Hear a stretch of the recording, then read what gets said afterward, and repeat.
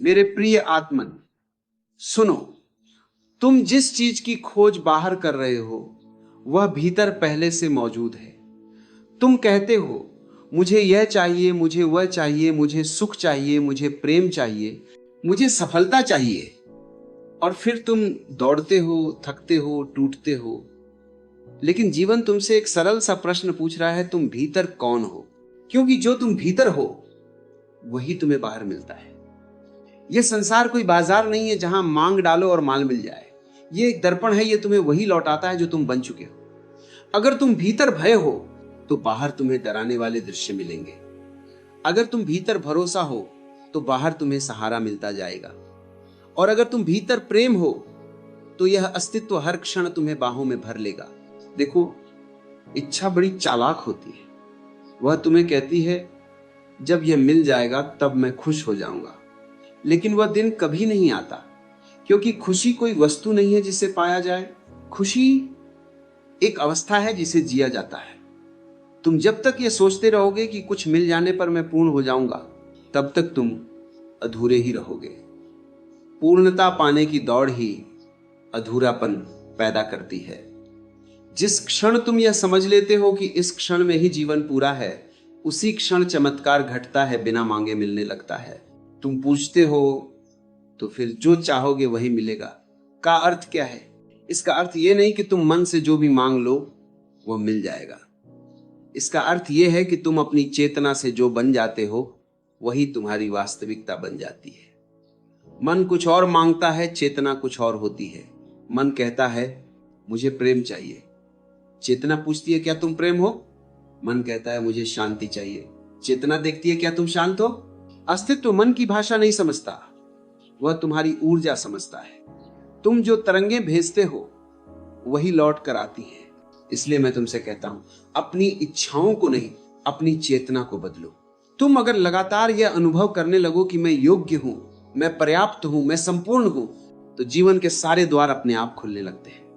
तब तुम्हें धक्का देने की जरूरत नहीं पड़ती। अस्तित्व तुम्हें बुलाता है, तब तुम्हें लड़ना नहीं पड़ता। जीवन तुम्हें बहा ले जाता है और यह बहाव ही असली सफलता है। मेरे प्रिय आत्मन, तुमने देखा होगा कुछ लोग थोड़ी सी कोशिश में बहुत कुछ पा लेते हैं और कुछ लोग जीवन भर मेहनत करते रहते हैं फिर भी खाली हाथ रहते हैं। यह मेहनत का फर्क नहीं है, यह भीतर की स्थिति का फर्क है।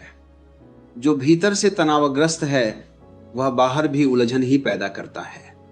जो भीतर से सरल है वह बाहर भी सरल रास्ते पा लेता है। जीवन गणित नहीं है, जीवन संगीत है।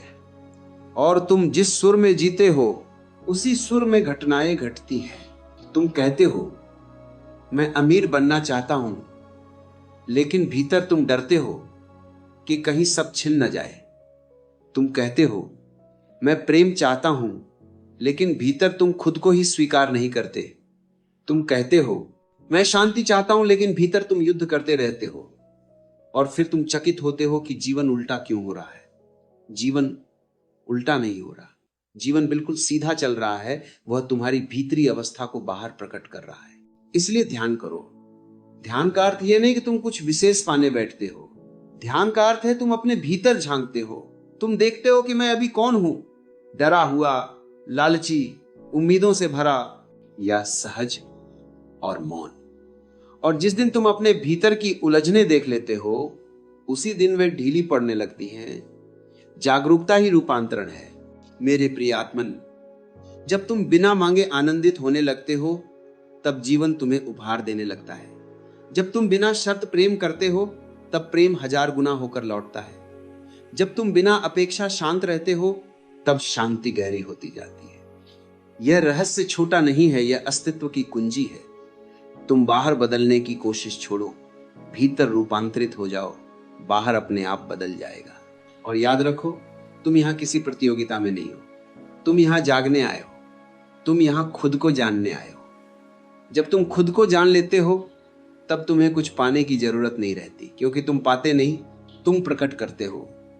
तुम्हारा जीवन तुम्हारी चेतना का उत्सव बन जाता है। मेरे प्रिय आत्मन, मेरी बातों को केवल सुनो मत, उन्हें जियो। आज से ये देखना शुरू करो कि तुम क्या सोचते हो, क्या महसूस करते हो और क्या मानते हो। वही तुम्हारा भविष्य बन रहा है। तुम भीतर जो बीज बोते हो, बाहर वही वृक्ष बनता है। प्रेम बोओगे तो प्रेम उगेगा, भरोसा बोओगे तो सहारा मिलेगा, शांति बोओगे तो जीवन मधुर हो जाएगा। मेरे प्रिय आत्मन, अब मैं तुमसे एक और भी सूक्ष्म बात कहना चाहता हूं। बहुत से लोग कहते हैं मैं चाहता हूं पर मुझे नहीं मिलता, और वे सोचते हैं कि जीवन उनके साथ अन्याय कर रहा है। लेकिन सच यह है कि जीवन कभी अन्याय नहीं करता।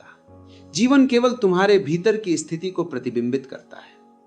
तुम जो सोचते हो वह उतना प्रभावशाली नहीं है जितना तुम जो महसूस करते हो, और तुम जो महसूस करते हो उससे भी ज्यादा शक्तिशाली है वह जो तुम अपने बारे में गहराई में मानते हो। वही तुम्हारी आत्म छवि है, वही तुम्हारा बीज है, और वही एक दिन तुम्हारी पूरी फसल बन जाता है। तुम ऊपर ऊपर से कह सकते हो मैं सफल हूं, लेकिन अगर भीतर कहीं अविश्वास छिपा बैठा है कि मैं योग्य नहीं हूं, तो सफलता तुम्हारे पास आएगी भी तो टिक नहीं पाएगी।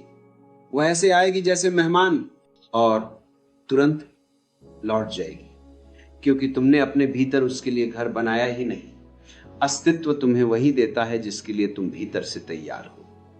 अगर तुम भीतर कमी हो तो बहुत कुछ पाकर भी तुम खाली रहोगे, और अगर तुम भीतर पूर्ण हो तो बहुत कम में भी तुम समृद्ध रहोगे।